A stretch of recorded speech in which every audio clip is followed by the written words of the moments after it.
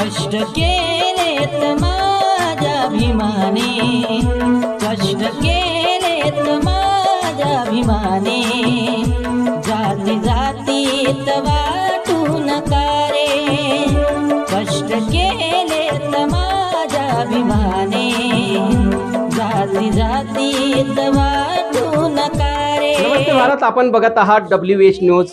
मी विजय खवसे आहे. आज महाराष्ट्राचे मंत्री, नाशिक जिल्ह्याचे पालकमंत्री गिरीश महाजन हे भारतीय जनता पार्टीचे मंत्री आहेत आणि यांना संविधानाने तो अधिकार दिलेला आहे त्या ध्वजारोहणाचा.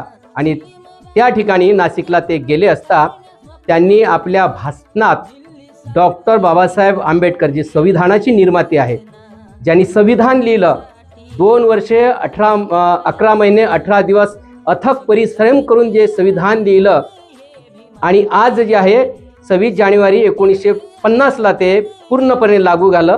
तेव्हापासून प्रजासत्ताक दिवस आपण साजरा करतो. आणि आज एवढा महत्त्वाचा दिवस असतानाही गिरीश महाजन यांनी, म्हणजे आता यांना मनुवादी विचारसरणीचे मंत्री म्हणावे लागेल, कारण त्यांच्या मनात कुठेतरी आंबेडकराविषयी आजही विरोध आहे. तर त्यांनी आपल्या भाषणात कुठंही बाबासाहेब आंबेडकरांचा एकही शब्द उच्चारलेला नाही. ही एक खेदाची बाब म्हणावी लागेल.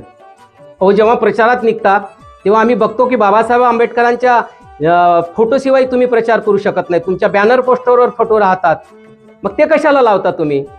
निळे झेंडे घेऊन तुमच्या प्रचारमध्ये आम्ही बघतो, निळे दुपट्टे तुमच्या खांद्यावर असतात.